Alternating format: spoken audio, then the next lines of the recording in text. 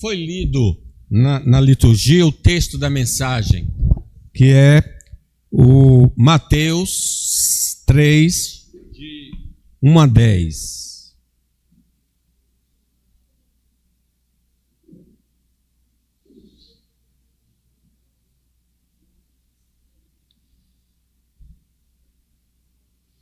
Mateus 3, de 1 a 10. O tema dessa mensagem será sobre os mensageiros do Rei Jesus. Vamos meditar nesta passagem de João Batista sobre os mensageiros do Rei Jesus. Irmãos, Deus, através dos tempos, tem levantado homens e mulheres e comunicado sua vontade não só à sua igreja, mas ao mundo. Mateus 3, de 1 a 10. Tendo Deus outrora falado de muitas maneiras aos nossos pais pelos profetas, nos últimos dias tem nos falado pelo Filho. Então Deus levantou sempre homens e mulheres para comunicar à sua igreja e ao mundo a sua vontade. Hoje, nós somos os mensageiros de Deus para com as pessoas que vivem ao nosso redor e para indivíduos desconhecidos. Deus nos colocou em nosso lar, no nosso trabalho, na rua onde moramos e com pessoas que vamos nos deparar durante o dia, para sermos a sua voz, para sermos os carteiros de Deus para essas vidas. A nossa vida, então, precisa se harmonizar com a mensagem que pregamos, para não sermos reprovados pelos ouvintes. Que o obreiro saiba manejar bem a palavra da verdade, né? Para que a gente possa, então, ter um testemunho eficaz. O texto de Mateus 3, de 1 a 10, nos ensina como desempenhar nosso papel de mensageiros à humanidade. João Batista acaba sendo um modelo, e eu quero usá-lo como modelo para mostrar o que nos requer também de nós. Então, a primeira afirmativa que eu gostaria de anunciar é o seguinte: os mensageiros do Rei Jesus devem anunciar ao povo a mensagem ordenada pelo Senhor, por Ele. Vejam aí, naqueles dias apareceu João Batista pregando, anunciando, no deserto da Judéia, o local onde ele começou a ministrar. Também é dito aí o conteúdo da mensagem dele: arrependei-vos, porque está próximo o reino dos céus. E aí então o evangelista explica que ele não veio de vontade própria, ele foi um mensageiro, foi um enviado, porque este João Batista é o referido por intermédio do profeta Isaías. Então, ele já tinha sido anunciado antes, que ele iria aparecer antes do Salvador, para preparar, diz aí o texto, vamos ler essa parte depois de Isaías: voz do que clama no deserto, preparai o caminho do Senhor, endireitai as suas veredas. Não foi ele que se autoproclamou pregador, foi Deus que o chamou pregador. Ele não veio com a mensagem da vontade dele, ele já veio com uma mensagem estabelecida pelo Senhor. Deus já lhe deu o conteúdo da mensagem. Então, meus irmãos, é nosso dever pregar somente o que Deus nos mandou fazer. Ele disse: ide pelo mundo, pregai o evangelho a toda criatura. Foi essa a ordem do Senhor. E é interessante que a mensagem é tão simples que um doutor pode fazer, e que uma pessoa iletrada também pode fazer. Resumindo no João 3,16, Deus amou o mundo de tal maneira que deu seu Filho unigênito para que todo que nele crê não pereça, mas tenha a vida eterna.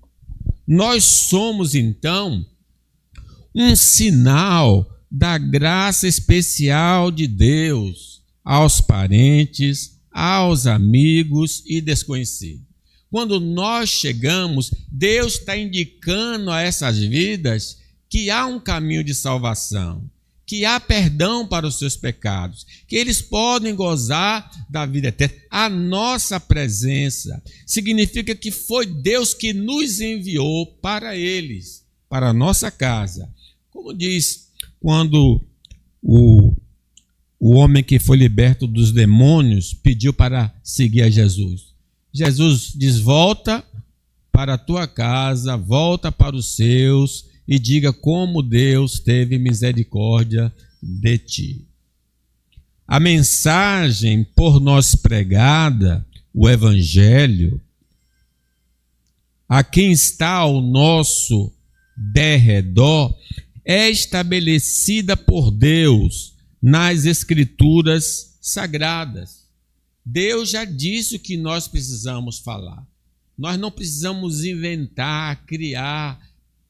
Precisamos falar o que Deus mandou, porque o Evangelho é o poder de Deus para a salvação de todo aquele que crê. É o poder de Deus. Ele diz que as minhas ovelhas ouvirão a minha voz. Elas vão ouvir quando nós pregarmos o Evangelho. Jonas, quando ele sai de Nínive, ele já sai com a mensagem: vá a Nínive e prega contra ela. Já era uma mensagem de juízo, uma mensagem de castigo. Então, meus irmãos, vamos nos abster de inventar uma mensagem, de achar que a mensagem que Deus nos deu não é suficiente, não é poderosa. A palavra de Deus é poderosa. A palavra de Deus vai alcançar aqueles que estão escolhidos antes da fundação do mundo. A nossa missão é falar da salvação que Cristo realizou através da sua morte, ressurreição e exaltação. Ele morreu pelos nossos pecados, segundo as Escrituras, e ressuscitou ao terceiro dia, segundo as Escrituras. Então nós precisamos pregar essa mensagem, porque quem crê nesta mensagem, no Evangelho, e for batizado, será salvo. Porém, quem não crê, será condenado. Então, nós estamos sendo instrumentos para dar oportunidade à nossa família de se chegar ao Senhor através do Evangelho. A mensagem que Deus nos mandou pregar será alvo de intolerância. Sim, era uma mensagem simples, mas quando os homens ouvem esta mensagem, eles se ofendem. Eles acham a mensagem pobre. Diz que os judeus querem sinais, os gregos querem sabedoria, mas nós pregamos a Cristo crucificado. Poder de Deus, sabedoria de Deus. Visto como na sabedoria de Deus, diz Paulo aos Coríntios, o mundo não o conheceu por sua própria sabedoria. Aprove a Deus salvar os que creem pela loucura da pregação. Eles acham a mensagem da cruz loucura, mas essa loucura foi o meio que Deus estabeleceu para a salvação. Porque tanto os judeus pedem sinais, como os gregos buscam sabedoria. Aí Paulo afirma a ele e seus companheiros, mas nós pregamos a Cristo crucificado, escândalo para os judeus, loucura para os gentios, mas para os que foram chamados, tanto judeus como gregos, pregamos a Cristo, poder de Deus e sabedoria de Deus. Temos a mensagem poderosa, é o Evangelho, mas só ouvirão as ovelhas do Senhor Jesus Cristo.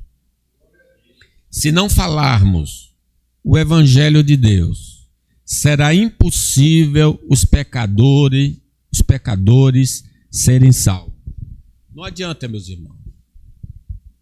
Nada de criar um clima, nada de flores, nada de chá, de refrigerante, de bolo. Tudo isso pode até trazer a reunião, mas não vai converter nunca uma pessoa. Porque o que converte uma pessoa é o Evangelho do nosso Senhor Jesus Cristo. Todo aquele que invocar o nome do Senhor será salvo. Como, porém, invocarão aquele em quem nada creram? Como é que eles podem ser salvos se eu não falo de Jesus?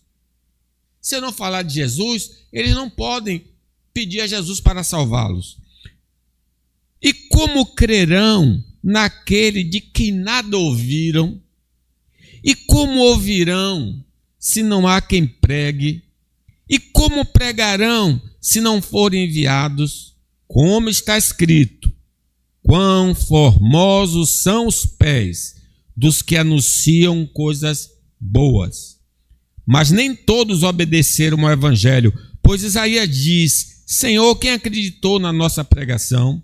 E assim a fé vem pela pregação, e a pregação pela palavra de Cristo. Precisamos pregar a mensagem que Deus mandou. A mensagem do Evangelho que devemos pregar é poderosa para ressuscitar mortos à comunhão com Deus.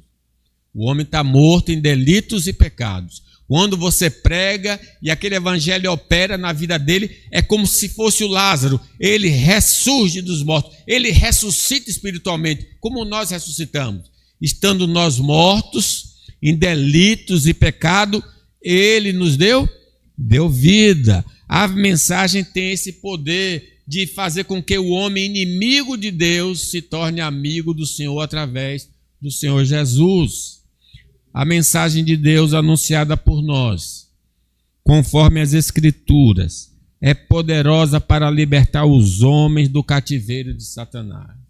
A gente vê aí os homens influenciados pelo diabo. Às vezes a gente até nota homens possuídos, mas como é que eles vão ser livres? É através do Evangelho. O Evangelho liberta. Ele está ali presente e vai libertar o indivíduo. A pregação do Evangelho de Deus, compartilhada por nós, pode quebrar as cadeias das obras da carne, da vida de um indivíduo que crê na palavra do Senhor. A gente nota as obras da carne na vida dos homens. Como é que isso vai mudar na vida dessas pessoas? Pregue o Evangelho. Porque o Evangelho vai quebrar as cadeias. O Evangelho liberta. Conhecereis a verdade e a verdade vos libertará. A comunicação do Evangelho tem poder de libertar a mente humana de crenças equivocadas, de comportamentos que não agradam a Deus. Nós precisamos, irmãos, só fazer uma coisa nessa vida: pregar o Evangelho. Não temos autorização para diminuir o Evangelho ou acrescentar nada ao Evangelho de Deus. Quem faz assim é um falso profeta. Quem bota alguma coisa no Evangelho ou tira alguma coisa do Evangelho não é o pregador do Evangelho. É um falso evangelho lá da Galácia que ensinavam os homens outro tipo de caminho. Se, irmãos, nós não crermos no Evangelho de Deus, não poderemos ser salvos da condenação eterna. Nós que somos pregadores precisamos ter essa consciência. Precisamos crer no Evangelho. Quem crê e for batizado será salvo. Se nós não acreditarmos, porque Judas pregou o Evangelho. Vocês sabiam? Judas pregou o evangelho, mas não cria no evangelho e se perdeu. Não seja só um pregador. Primeiro creia, depois pregue, porque o evangelho é poder para quem crê. E se nós não acreditarmos no evangelho que pregamos, nós seremos condenados por toda a eternidade. Em segundo lugar, os mensageiros do Rei Jesus devem demonstrar ao povo simplicidade. Vamos ler o versículo 4? Usava João vestes de pelos de camelo e um cinto de couro. A sua alimentação era gafanhotos e mel silvestre. Jesus até fez essa comparação dizendo: vocês foram no deserto ver um homem bem vestido? Não. Os homens bem vestidos estão nos palácios. A ideia aqui não é que a gente deve se vestir com a roupa pior que tenha, comer as coisas mais insignificantes. Não, a ideia não é essa. A ideia é sempre de simplicidade. João Batista era um homem simples. Quando alguém veio falar com ele que todo mundo estava seguindo Jesus, ele simplesmente disse: importa que ele cresça e que eu diminua. Como pregadores do evangelho, devemos demonstrar ao povo simplicidade. O nosso propósito como pregadores, mensageiros, é levar os homens para Deus e o seu evangelho, e não para nós mesmos. Nós não estamos indo evangelizar para que a pessoa se torne nosso discípulo. Não, nós não queremos discípulos. Nós estamos apontando para Jesus. Eis o Cordeiro de Deus que tira o pecado do mundo. Esse é o nosso propósito. Não é chamar atenção. Vem aqui na corrente dos 300, que os 300 vão fazer. Não, irmão, não é chamando atenção para nós, a oração do pastor, nada disso.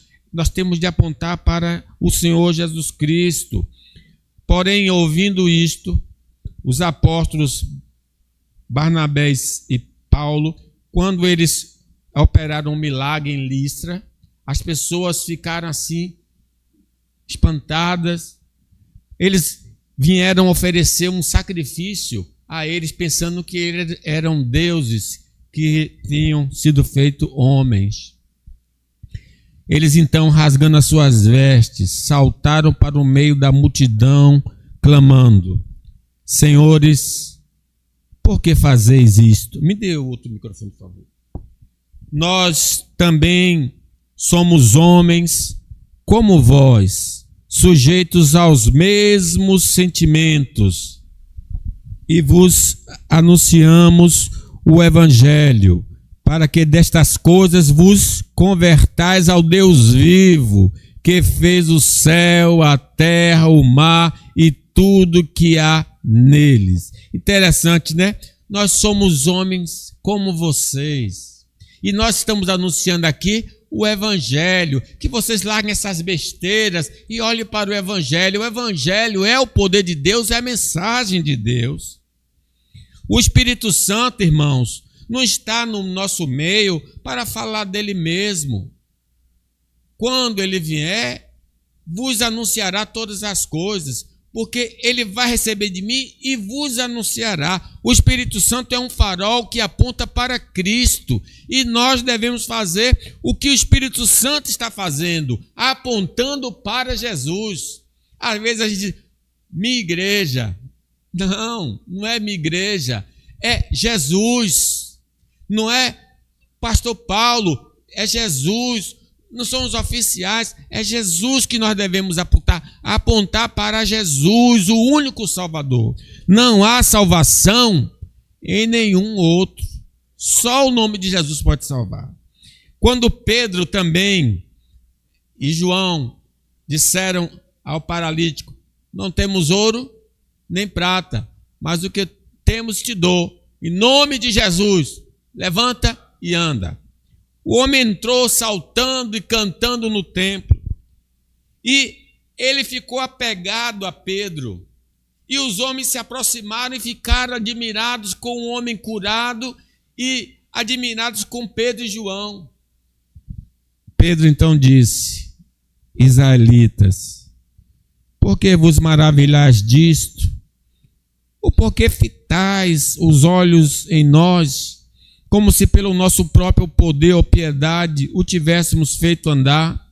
O Deus de Abraão, Deus de Isaque, de Jacó, o Deus de nossos pais, glorificou seu servo Jesus, a quem vós traístes e negaste perante Pilatos, quando este havia decidido soltá-lo. E a partir de então ele fala de quem? De Jesus. Não foi o que eu curei, não. Foi o nome de Jesus que curou. A oração fez, pastor, e eu recebi emprego. Não, foi Jesus que lhe deu emprego. Apontando para Jesus. É Ele que faz a obra. Nós não temos poder em nós mesmos. As virtudes cristãs são os adornos que se faz necessário manifestar juntamente com a pregação do Evangelho para que o nome de Deus seja glorificado. Sim, eu devo ser justo, eu devo ser honesto, eu devo ser santo. Essas coisas é como uma luz, atrai as pessoas, mas só o Evangelho pode salvar essas pessoas. Sim, tenhamos uma vida correta, para que as pessoas queiram perguntar a razão da nossa fé.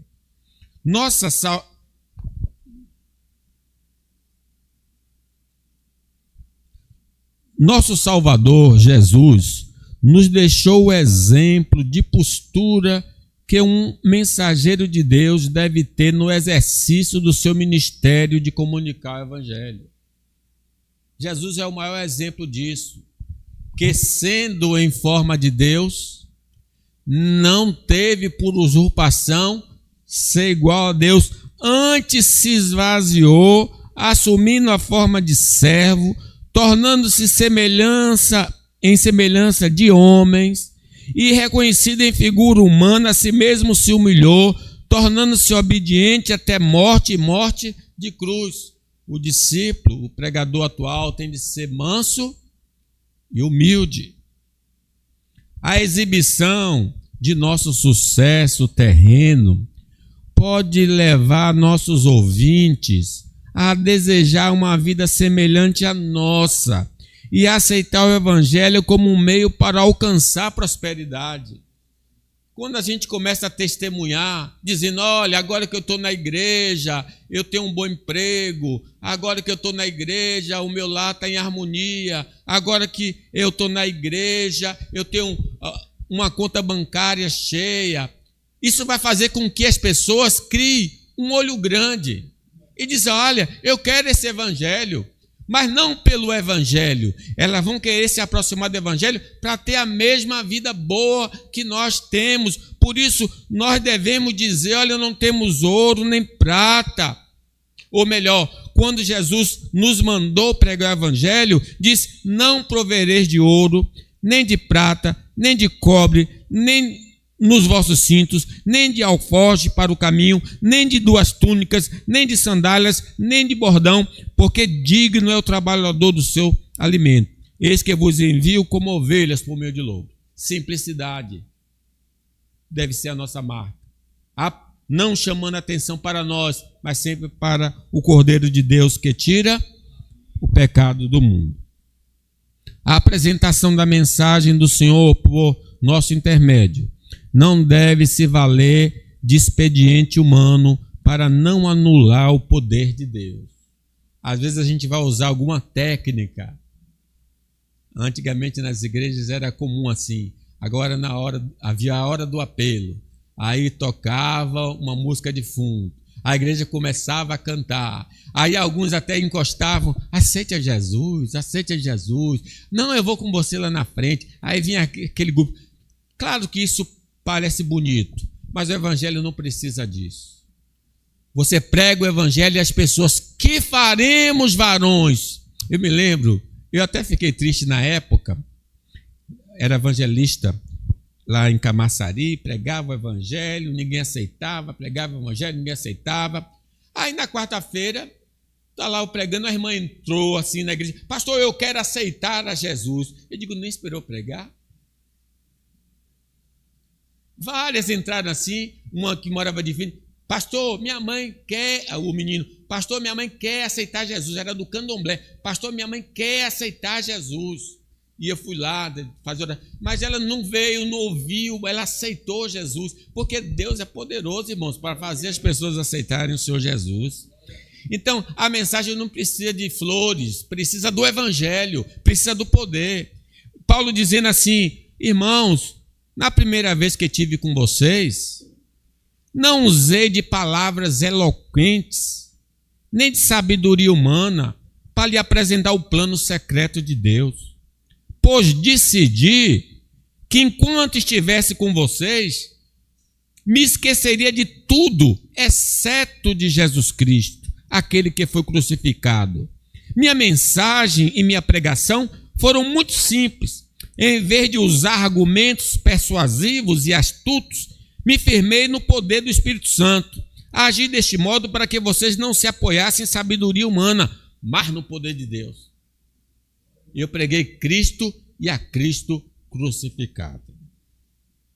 Vamos nos lembrar que somos pecadores remidos, para não nos exaltarmos quando estivermos evangelizando. Seu pecador miserável. Você é um pecador miserável, irmão. Você foi salvo pela graça. Você só diz para ele, eu fui salvo. Se eu pude ser salvo, você também pode ser salvo em nome de Jesus. Não podemos nos exaltar. O ministério que recebemos provém da graça de Deus e não é do nosso mérito pessoal. Paulo fica assim encantado porque ele, sendo o maior dos pecadores, Deus o confiou o ministério da palavra. Deus nos confiou a nós pecadores o ministério da palavra, não a anjos, mas pessoas que sabem o que é pecar e pessoas que sabem, experimentaram a graça de Deus. Você pode falar da graça de Deus. Para ser um discípulo de Cristo, necessitamos reconhecer nossa falência moral e confiar nos méritos de Cristo Jesus. Nós somos pecadores. Todos pecaram e destituídos estão da glória de Deus. Quem não reconhecer a sua falência espiritual, moral, e não reconhecer que Cristo é o único que pode salvá-lo, nunca será salvo. Espero que todos aqui tenham invocado o nome do Senhor para um dia estar com Ele na glória. Quem não reconhecer sua indignidade não pode entrar no reino dos céus. Bem-aventurados os pobres de espírito, porque dos tais é o reino dos céus. Em terceiro lugar, irmãos, os mensageiros do Rei Jesus devem pregar ao povo o arrependimento para a vida. Vamos ler aí? Versículo aí que está exposto aí.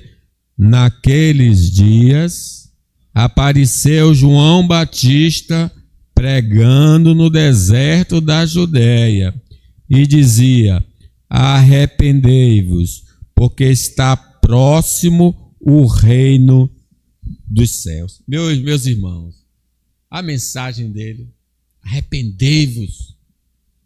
Se estamos em Adão, precisamos nos arrepender do pecado original e dos pecados pessoais. Porque por um homem entrou o pecado no mundo. Pelo pecado, a morte passou a todos. Por isso todos pecaram. Então nós pecamos em Adão, não como Adão. Nós não comemos, mas em Adão, porque nós estávamos nele. Ele é o primeiro homem, Eva a primeira mulher. Então todos nós somos descendentes dele. Todos nós morremos em Adão. Ainda mais, nós vamos morrer pelos pecados que nós mesmos cometemos.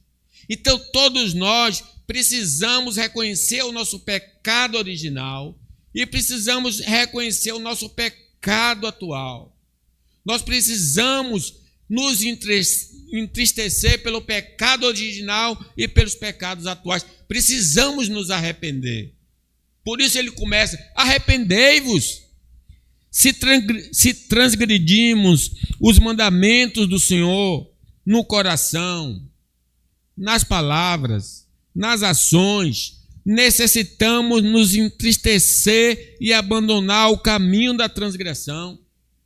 Sim, pecar é desobedecer à lei de Deus. Isso pode ser no interior, no pensamento, no sentimento, na vontade. Pode ser na motivação, pode ser através das palavras, pode ser através das ações, pode ser através das omissões. E se nós temos feito isso, João Batista apareceu: o tempo está próximo, o reino de Deus está chegando, arrependei-vos. Precisamos nos arrepender, irmãos. O registro bíblico revela que a igreja de Deus sempre precisou de se arrepender por ter se desviado do caminho estabelecido pelo Senhor. Não é só os homens deste mundo que precisam se voltar para Deus. A igreja também precisa se voltar para Deus. Das 7 igrejas do Apocalipse, 5 precisaram voltar-se para Deus. Judá, reino do sul, e Israel, reino do norte, precisaram voltar para Deus, diz o Senhor. Deus advertiu Israel e a Judá por intermédio de todos os profetas e de todos os videntes, dizendo: voltai-vos dos vossos maus caminhos, guardai os meus mandamentos, os meus estatutos, segundo toda a lei que prescrevi a vossos pais, e que vos enviei por intermédio dos meus servos, os profetas, porém não deram ouvidos, antes se tornaram obstinados, de dura cerviz como seus pais, que não creram no Senhor seu Deus. Irmãos, precisamos nos voltar para Deus. Se meu povo, que se chama pelo meu nome, se humilhar e orar e buscar a minha face, e se converter dos seus maus caminhos, eu ouvirei, perdoarei e sararei a sua terra. A mensagem de João é: arrependei-vos.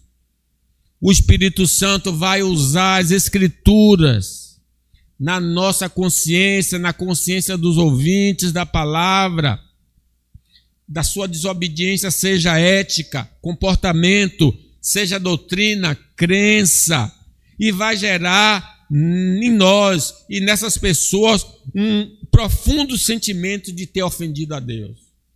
Quando Pedro prega o sermão, as pessoas ficaram compungidas. Era o Espírito Santo mostrando: você pecou contra Deus. O que faremos? O que faremos, irmãos? Respondeu-lhe Pedro: arrependei-vos, cada um de vós seja batizado em nome de Jesus Cristo para perdão dos vossos pecados e recebereis o dom do Espírito Santo. Então, meus irmãos, a mensagem que nós temos de pregar hoje é essa: arrependei-vos. Até para a igreja, arrependei-vos. O arrependimento, então, é essencial para obtermos o perdão de nossos pecados. Sem arrependimento não há perdão. Quem não se arrependeu dos seus pecados não pode ser perdoado. É uma condição diante de Deus.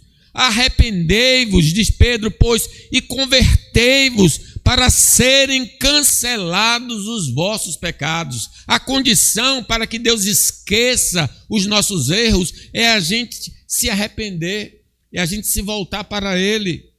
Aí o sangue de Jesus vai cair sobre nós. Todo ser humano necessita de se arrepender dos seus pecados para não ser condenado no dia do juízo final. Esse é o grande perigo. Se o homem não se arrepender, ele vai ser condenado eternamente. Se nós não nos arrependermos dos nossos pecados, nós seremos condenados eternamente. Por isso, Paulo, pregando lá na grande cidade de Atenas, Deus não levou em conta o tempo da ignorância.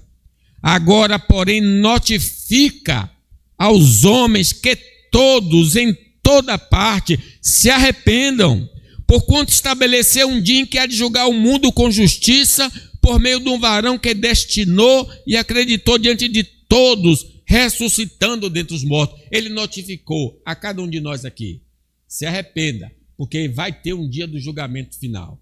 E nós precisamos nos lavar, precisamos nos purificar no sangue do Cordeiro de Deus. Seremos, irmãos, privados das bênçãos do Senhor, se não deixarmos o mau caminho que o ofende. Ele dizendo à igreja de Éfeso: lembra-te de onde caíste e volta à prática das primeiras obras, senão eu venho a ti e moverei do seu lugar o teu candeeiro, caso não te arrependas. Essa mensagem é para a igreja. Volte-se para o Senhor, abandone o caminho errado, porque Deus vai levantar a mão disciplinadora. O adiamento em nos afastar do pecado é remorso na consciência e não arrependimento. A pessoa ouviu: estou errado mesmo, amanhã eu vou dar um jeito nisso, amanhã eu vou fazer aquilo outro. Isso não é arrependimento. A pessoa ficou atingida pela palavra, como Herodes. Herodes, quando ouvia João Batista, ficava tremendo, mas saía da presença dele, não largava nenhum caminho mau, continuava tendo um relacionamento indevido com aquela mulher. As pessoas são assim, ficam tristonhas, saem com a consciência culpada, mas não abandonam o pecado. A transgressão, irmãos, fere o coração de Deus, mas a pessoa arrependida alega o coração do Senhor. Diz que há festa nos céus quando um pecador se arrepende. Quando um crente se volta para Deus, há alegria nos céus. Quando um homem que não conhece Jesus se volta para Deus, há alegria nos céus. Quando nós nos arrependemos, há uma alegria nos céus, irmãos.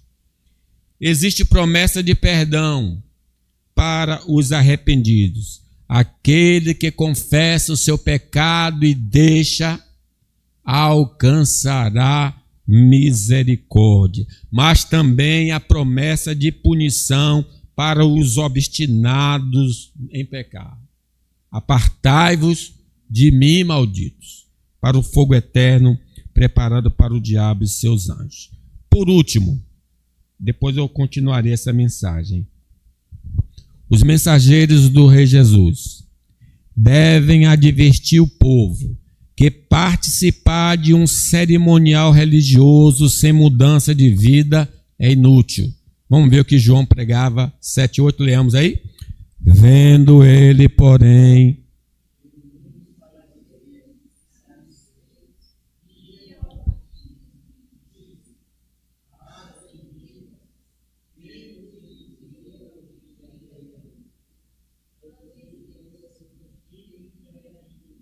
então tinha uns fingidos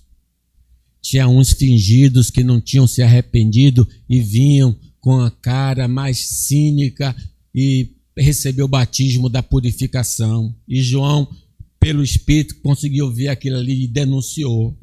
Não pensem que participar da ceia, não pensem que ser batizado em nome do Pai, do Filho e do Espírito Santo já resolveu a sua questão. Não resolveu, porque se não houve mudança, o batismo não tem poder. Porque diz: quem crê e for batizado será salvo. Primeiro tem de crer e aí depois é batizado. Muitos que participam da ceia vão para o inferno, porque a ceia não tem poder de salvar. Ela é poderosa se eu participo de maneira digna dela. O batismo em nome da Trindade só nos salvará se tivermos passado pela regeneração do Espírito Santo. Se nós formos regenerados pelo lavar regenerador do Espírito Santo. Primeiro é preciso que haja uma mudança interior em nós, uma lavagem interior operada pelo Espírito Santo e pela palavra. Aí sim, se houve essa mudança, o batismo da água, seja por mergulho, seja por aspersão, vai ter o efeito desejado, porque aconteceu primeiro um novo nascimento, aconteceu primeiro a mudança. Participar do mandamento da ceia do Senhor, sem sermos convertidos, ou de maneira indigna, atrai a maldição divina e não a bênção do Senhor. Por isso, na igreja de Corinto, tinha irmãos doentes, por isso havia irmãos que tinham partidos, havia irmãos fracos, porque participavam indignamente da ceia do Senhor. E o homem que não conhece o Senhor de verdade, participa da ceia, não vai ser abençoado, é amaldiçoado. As pessoas que comiam a Páscoa sem ser circuncidadas morreriam. Fazer a vontade de Deus em todas as áreas da vida evidencia a nossa união com Cristo. Mas cumprir parcial e esporadicamente seus mandamentos não nos autoriza a dizer que somos do Senhor. Não adianta seguir o evangelho pela metade. Tem de ser o evangelho todo, completo.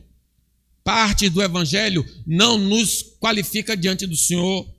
Aquele que me ama, diz o Senhor Jesus, guarda os meus mandamentos, não um mandamento, os meus mandamentos. Negligenciar, por outro lado, o batismo e a ceia do Senhor é prova de ausência de relacionamento com Deus. Incrível, né? Primeiro eu posso participar e não ter efeito positivo nenhum. Aí a pessoa pode dizer, não vou participar. Mas ele diz, quem crê e for batizado será salvo. Ele também diz, quem não comer deste pão e não beber desse cálice, não tem vida em si mesmo. Então, olha que encruzilhada a pessoa fica. Se ela não participa, ela não tem relacionamento com ele. Se ela participa de maneira indigna, ela trai o juízo sobre ela. Mas se ela estiver de verdade na presença do Senhor, nenhuma maldição cai sobre sua vida. Negligenciar o batismo, então, é a ceia do Senhor, é prova de ausência de relacionamento com Deus. O nosso batismo cristão só tem eficácia se cremos em Jesus como Salvador do mundo. Foi assim que, depois de ter pregado o Evangelho, Jesus, o Filipe, falando para o eunuco, ele encontrou água e disse, eis aí a água. O que me impede de ser batizado?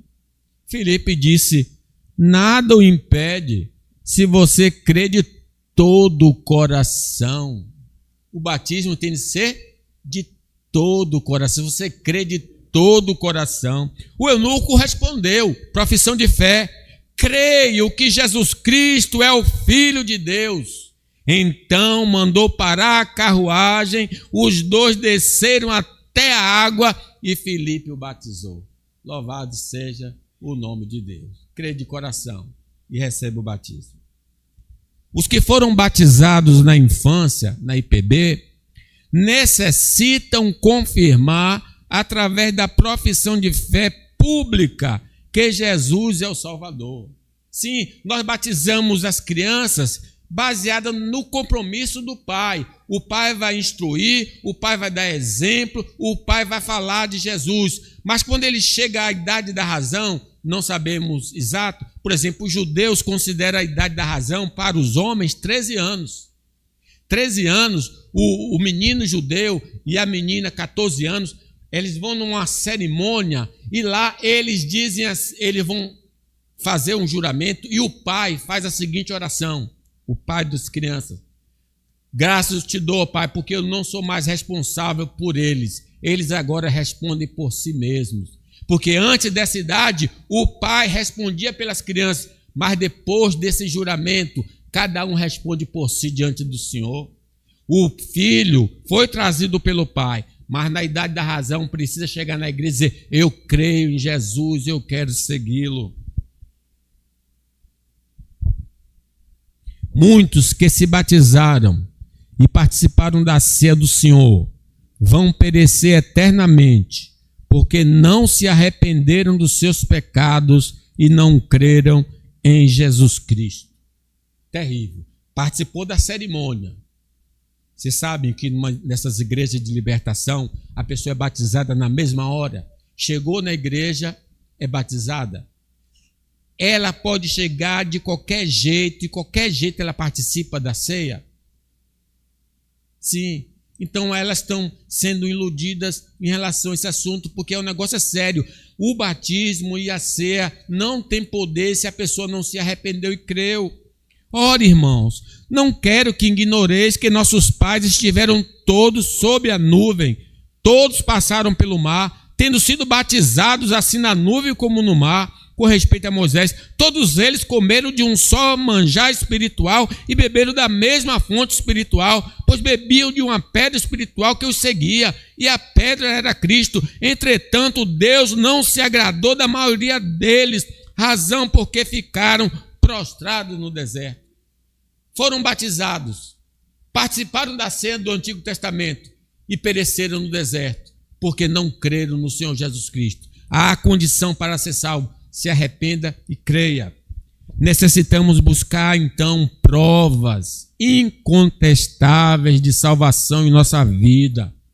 Busquemos as provas doutrinárias e morais, porque as cerimônias são muito frágeis. Não, elas não indicam salvação. O que indica a salvação é ser uma nova criatura. Eu não posso ser um crente e continuar na mesma vidinha miserável de pecado que depois da minha conversão. Se não há mudança, eu continuo nos mesmos erros desde que nasci. Eu estou numa igreja, mas não estou em Jesus Cristo. E eu não preciso ficar na igreja, eu preciso ficar em Jesus Cristo, porque não é judeu o que é apenas exterior, nem é circuncisão o que é somente na carne, porém o judeu é aquele que o é interiormente, e a circuncisão que é do coração, no espírito, não segundo a letra, e cujo louvor não procede dos homens, mas de Deus. A vida cultica e devocional pode indicar que eu sou uma pessoa religiosa, mas não garante a salvação do inferno. Eu leio a Bíblia, eu oro, eu participo dos cultos. É bom? Sim. Os crentes devem fazer? Sim. Mas no período de Isaías chama aquele povo que vinha para o culto, povo de Sodoma e Gomorra.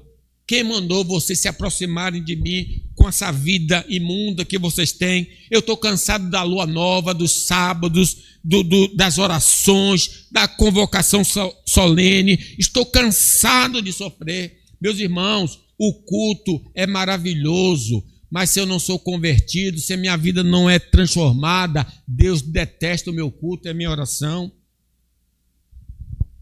Meus irmãos, nós vimos então 4 verdades aqui. Nós somos os mensageiros de Deus. Nós precisamos ter uma experiência de nova vida com Deus para ser mensageiros de Deus.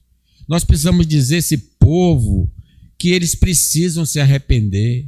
Nós precisamos dizer a esse povo que cerimônia não pode salvar, que só Jesus Cristo salva. Nós não precisamos inventar mensagem para essas pessoas. Fale o simples evangelho, que é o poder de Deus para a salvação de todo aquele que crê.